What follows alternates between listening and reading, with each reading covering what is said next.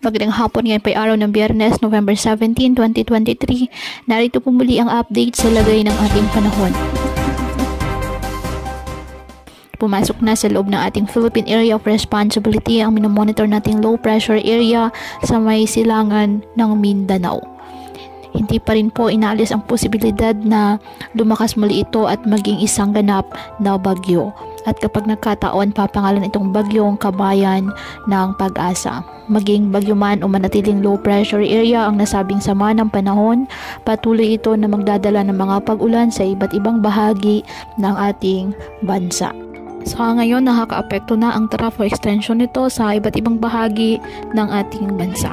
Habang patuloy pa rin na nagpapaulan ang shearline, particular na po sa Eastern Visayas at hanging amihan naman ang nakakaapekto sa buong Luzon at mga localized thunderstorms sa nalalabing bahagi ng ating bansa. Samantala, dahil pa rin sa amihan, may gale warning ngayon na nakataas sa Batanes, Ilocos Norte, Ilocos Sur, Cagayan kasama ng Babuyan Islands, Isabela, Aurora, the northern coast of Quezon kasama ng Polillo Islands, Camarines Norte, Albay, Calayan Islands, Sorsogon, the northern and eastern coast of Catanduanes, the northern and eastern coast of Northern Samar, the eastern coast of Eastern Samar, Dinagat Islands, the eastern coast of Surigao del Norte, kung saan delikado pa rin po ang pumalaot lalo na ang ating mga kababayang may isda at may maliliit na sasakyang pandagat.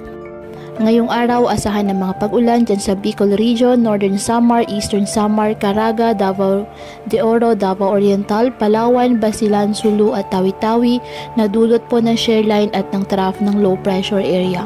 Habang ang Batanes, Cagayan kasama ng Babuyan Islands, apektado pa rin po ng nasabing amihan kaya asahan din po ang maulap na kalangitan na may mga mahihinang pag-ulan.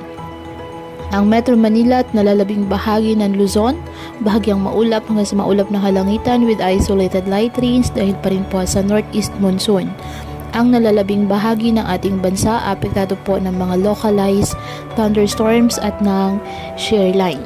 Kaya po patuloy po natin na pinag-iingat ang ating mga kababayan sa banta ng mga pagbaha at pagguho ng lupa at ugaliin po na magdala palagi ng payong o kahit anong panangga sa ulan kapag lalabas ng ating mga tahanan. At yan po muna ang update sa lagay ng panahon ngayong araw. Muli patuloy po tayo na mag-ingat at palaging tandaan, God loves you. Stay safe and God bless.